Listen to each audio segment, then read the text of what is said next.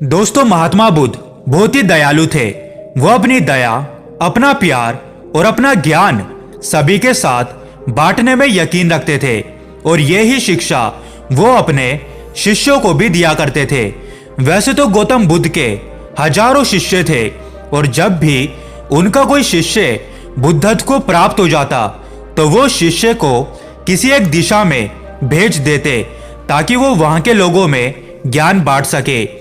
वो अपने उस शिष्य के माध्यम से लोगों में जागरूकता फैलाते थे, लोगों को धर्म और ज्ञान की प्राप्ति करवाते थे। लेकिन महात्मा बुद्ध के शिष्यों में से एक ऐसा शिष्य भी था जो पिछले 6 वर्षों से बुद्ध के साथ ही था।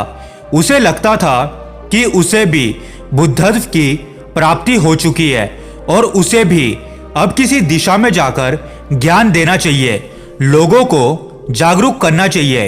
एक दिन वो शिष्य गौतम बुद्ध के पास आया और उनसे बोला कि हे बुद्ध, मैं पिछले 6 वर्षों से आपके साथ हूं।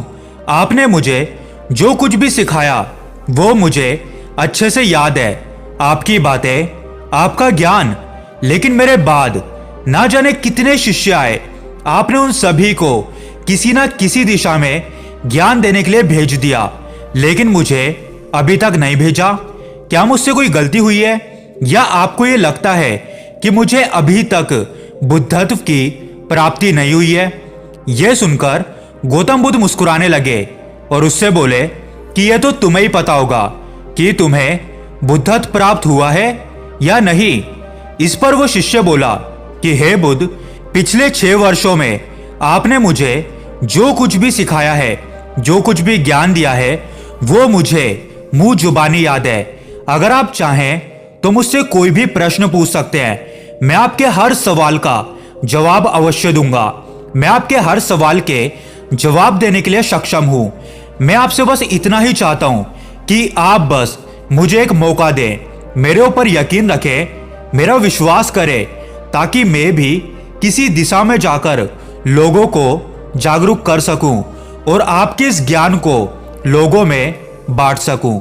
शिष्य की यह बात सुनकर गौतम बुद्ध उससे कहते हैं कि ज्ञान की बातें सिर्फ याद रखने से कुछ नहीं होता, उन्हें अपने आचरण में भी उतारना होता है।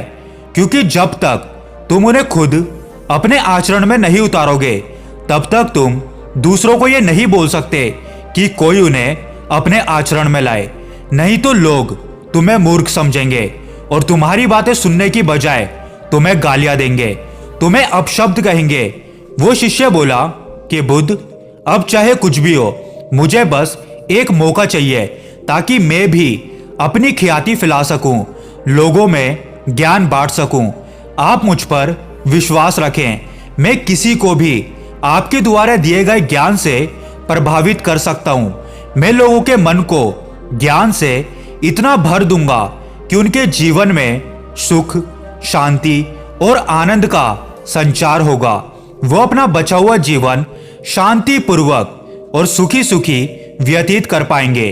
इस पर गौतम बुद्ध बोले कि मेरे प्यारे शिष्य, तुम अभी तक तैयार नहीं हो। जब मुझे लगेगा कि तुम तैयार हो तो मैं तुम्हें खुद ही किसी दिशा में भेज दूंगा। इस पर वो शिष्य कहता है कि हे बुद्ध, पिछले 6 वर्षों में क्या आपने मुझे इतना भी ज्ञान नहीं दिया कि मैं उस ज्ञान से लोगों को प्रभावित कर सकूं? क्या आपको मुझ पर थोड़ा भी यकीन नहीं है? क्या आप मुझ पर थोड़ा भी विश्वास नहीं करते? इन 6 सालों में मैंने आपसे बहुत कुछ सीखा है, आप मुझे बस एक मौका दे दीजिए। महात्मा बुद्ध सब कुछ जानते हुए भी अपने उस शिष्य को एक मौका दे देते हैं और उससे कहते हैं कि अच्छा ठीक है, तुम कल पूर्व दिशा की ओर चले जाना। जब तुम थोड़ा आगे जाओगे तो वहां पर तुम्हें एक गांव मिलेगा। वहां के लोगों से तुम भिक्षा मांग के लाना और अपने ज्ञान से उन लोगों की मदद करना और शाम को आकर मुझे बताना कि तुमने किस तरह से वहां के लोगों की मदद करी है। कल सुबह सुबह तुम उस गांव के लिए निकल जाना। महात्मा बुद्ध की ये बातें सुनकर वो शिष्य बहुत खुश हो गया। उसकी खुशी का कोई ठिकाना ही नहीं था। उस शिष्य ने गौतम बुद्ध से आज्ञा ली और आश्रम की ओर चला गया। उस शिष्य को पूरी रात भर नींद नहीं आई। वो पूरी रात भर अपने ज्ञान को समेटता रहा। वो मन ही मन सोच रहा था कि कल मैं अपने ज्ञान की ऐसी छाप छोड़ूंगा, उन्हें ऐसी बातें बताऊंगा कि वहां के लोगों के साथ साथ महात्मा बुद्ध भी मुझसे प्रभावित हो जाएंगे और मुझ पर विश्वास करके उन्हें मुझ पर बड़ा गर्व होगा। वो शिष्य इतना उत्साहित हो गया था कि उसकी रात बीत ही नहीं रही थी, पर जैसे तैसे उसने वो रात काट ली।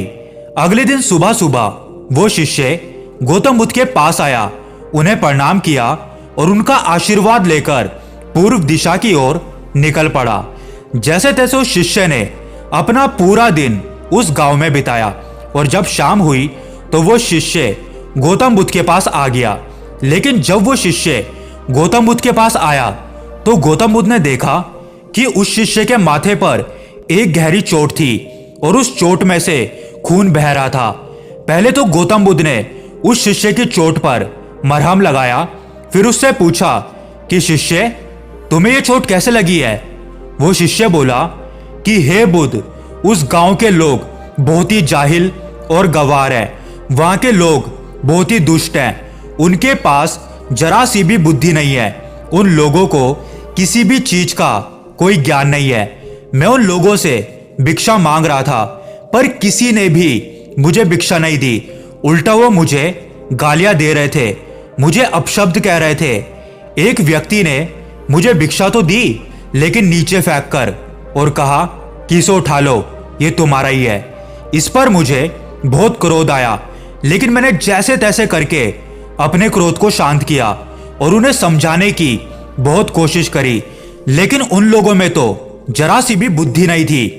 वो मेरी बात सुनने के लिए तैयार ही नहीं थे। उल्टा उन्होंने मेरे साथ वहां पर हाथापाई भी करी, जिससे मुझे ये चोट लग गई।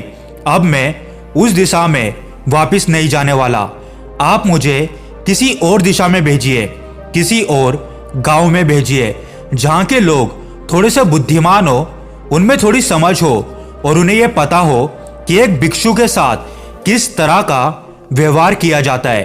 अपने उस शिष्य की बात सुनकर गौतम बुद्ध एक बार फिर से मुस्कुराने लगे और उससे बोले कि अगर मैं तुम्हें किसी और दिशा में भेजता हूं, किसी और गांव में भेजता हूं और वहां के लोग भी ऐसे ही हुए, उन्होंने भी तुम्हारे साथ ऐसा ही व्यवहार किया, तो तुम क्या करोगे? वो शिष्य बोला कि हे बुद्ध, ऐसे लोगों को कोई ज्ञान नहीं दे सकता, क्योंकि वो अज्ञानी हैं। उनके अंदर जरा भी ज्ञान नहीं है। ऐसे लोगों को भला कौन समझाएगा? ऐसे लोगों के पीछे अपना समय देना मतलब कि अपना समय व्यर्थ करना है। मैं ऐसे लोगों को अपना समय नहीं दे सकता, उनके साथ अपना ज्ञान नहीं बांट सकता। फिर गौतम बुद्ध ने कहा कि वो लोग अज्ञानी नहीं है, बल्कि उनके पास तो अपार ज्ञान है। उनके पास बुद्धि और ज्ञान का भंडार है, परंतु समस्या यहाँ पर यह है कि उनके पास जो ज्ञान है वो खुद का है, और अगर तुम उनके ज्ञान को ठेस पहुंचाओगे, उन्हें चोट पहुंचाओगे, तो ऐसा तो हो नहीं सकता कि वो तुम्हें कुछ ना कहें। ऐसे लोग तुम्हें हर जगह मिलेंगे। तुम पूरब में चले जाओ या पश्चिम में, उत्तर में चले जाओ या फिर दक्षिण में, ऐसे लोग तो हर जगह ही होते हैं। तो फिर तुम उन्हें भला अपना ज्ञान कैसे बांटोगे? अपने ज्ञान से उनकी मदद कैसे करोगे? फिर गौतम बुद्ध ने बोला, अच्छा चलो ठीक है, अभी तुम आराम कर लो, कल शाम को तुम मेरे पास आना। वो शिष्य गौतम बुद्ध को प्रणाम करता है और आश्रम की ओर चला जाता है। महात्मा बुद्ध की आज्ञा अनुसार वो शिष्य अगली शाम को महात्मा बुद्ध के पास आता है। तभी वो वहां पर देखता है कि महात्मा बुद्ध का एक और शिष्य वहां पर मौजूद है और उसके हाथ पर भी चोट लगी हुई थी, जिसमें से खून बह रहा था। गौतम बुद्ध उस शिष्य के हाथ पर मरहम लगाते हैं। मरहम लगाने के बाद गौतम बुद्ध उससे पूछते हैं कि तुम्हें यह चोट कैसे लगी? वो शिष्य बोला कि हे बुद्ध, आपने मुझे जिस गांव में जाने के लिए भेजा था, मैं उसी गांव में गया था और वहीं पर मुझे यह चोट लगी है। गौतम बुद्ध बोले कि तुम्हारे साथ वहां पर ऐसा क्या हुआ है, मुझे विस्तार में बताओ। वो शिष्य बोला कि हे बुद्ध, जब मैं वहां पर गया और मैंने लोगों से भिक्षा मांगनी शुरू करी तो किसी ने भी मुझे भिक्षा नहीं दी। उल्टा वो मुझे गालियां देने लगे, मुझे तिरस्कार करने लगे और मुझे अपशब्द बोलने लगे। लेकिन वहां पर एक दयालु व्यक्ति था और उस पूरे गांव में एक वही ऐसा व्यक्ति था जिसने मुझे भिक्षा दी, और वो भिक्षा उसने मुझे जमीन पर फेंक के दी। मैंने उस भिक्षा को उठाया और उसे अपने दान पात्र में रख लिया और उस व्यक्ति को कल्याण का आशीर्वाद भी दिया। यह देखकर उस व्यक्ति ने मुझसे कहा कि आप बड़े ही अजीब भिक्षु हैं। मैंने आपको गालियां दी, आपका तिरस्कार किया, आपको अपशब्द कहे, लेकिन फिर भी आप मुझे कल्याण का आशीर्वाद दे रहे हैं। मैंने उस व्यक्ति से कहा कि आप दानी हैं, आपने मुझे दान दिया है, इसलिए मैंने आपको कल्याण का आशीर्वाद दिया। फिर मैं उस जगह से आगे चला गया। जब मैं वहां से आगे गया तो उस गांव के लोग मुझे वहां से जाने के लिए कहने लगे, मुझे अपशब्द बोलने लगे और यहां तक कि वो मुझे मारने भी लगे। कुछ लोगों ने तो मेरे ऊपर पत्थर फेंक के मारे, जिस कारण मुझे ये चोट लग गई। जब मैं उस गांव से वापस लौट रहा था तो मैंने देखा कि एक बूढ़ा व्यक्ति अपने बीमार बच्चे की बीमारी को लेकर बड़ा ही चिंतित नजर आ रहा था। यह देखकर मैं फटाफट से जंगल की ओर गया और वहां से कुछ जड़ी बूटियां लेकर आया, और जैसे ही मैं उस बच्चे को जड़ी बूटियां लगाने जा रहा था तो उस गांव के लोगों ने मुझे उस बच्चे को जड़ी बूटी लगाने ही नहीं दी। फिर मैंने उन लोगों से बहुत विनती करी, उनके सामने हाथ जोड़े कि कृपया करके आप मुझे इस बच्चे का इलाज करने दीजिए। उसके बाद आप जैसा कहेंगे मैं वैसा ही करूंगा। अगर आप मुझे यहाँ से जाने के लिए कहेंगे तो मैं तुरंत यहाँ से चला जाऊंगा, लेकिन उससे पहले मुझे इस बीमार बच्चे की मदद करने दीजिए। फिर बुद्ध, उसी व्यक्ति ने जिसने मुझे भिक्षा दी थी, उसने सभी गांव वालों को समझाया कि इसे जड़ी बूटी लगाने दीजिए। तब जाकर उन गांव वालों ने मुझे वो जड़ी बूटी उस बच्चे को लगाने दी, और जैसे ही मैंने वो जड़ी बूटी उस बच्चे को लगाई, उसके कुछ ही देर बाद वो बच्चा बिल्कुल स्वस्थ हो गया।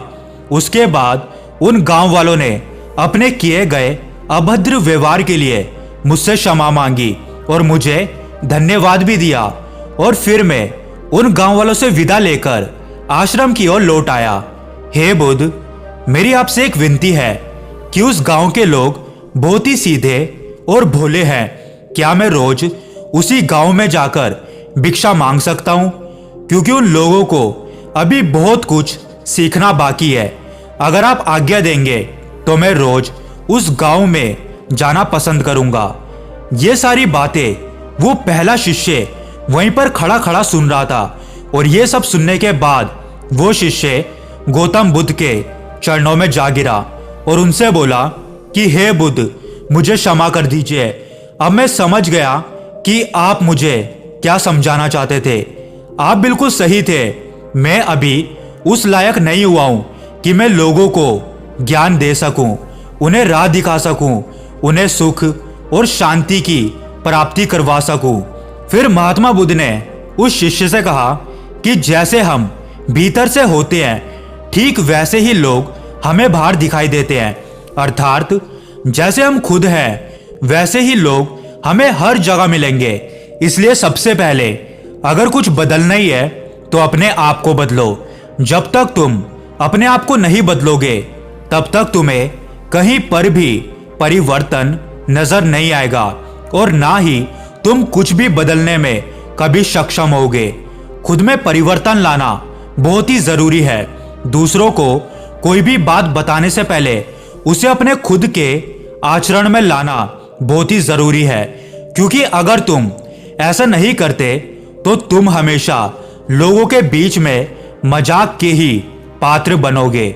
हर कोई तुम्हें अपशब्द ही कहेगा। महात्मा बुद्ध भी इसी बात में यकीन रखते थे कि जो बात हम दूसरों को बताने वाले हैं उसे पहले हमें खुद को अपनाना होगा, और महात्मा बुद्ध भी ऐसा ही किया करते थे।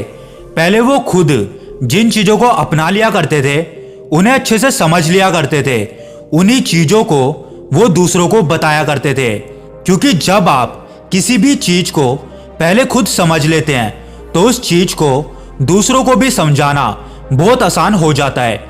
आचरण में लाई हुई चीजें दूसरे लोगों को बहुत अच्छे से समझ आती है और फिर वो आपकी उन चीजों पर अमल भी करते हैं। दोस्तों, इस कहानी का मतलब सिर्फ इतना सा है कि जो भी काम आप जिंदगी में करने वाले हैं उस काम को पहले अच्छे से समझिए, अच्छे से सीखिए, तब जाकर उसे करना शुरू करिए। क्योंकि जब आप ऐसा करते हैं तो आपको उस काम में सफलता अवश्य मिलती है। उम्मीद करते हैं कि ये वीडियो आपको पसंद आई होगी। अगर आप आगे भी ऐसी कहानियां सुनना चाहते हैं तो हमारे इस चैनल को सब्सक्राइब करके जरूर जाएं।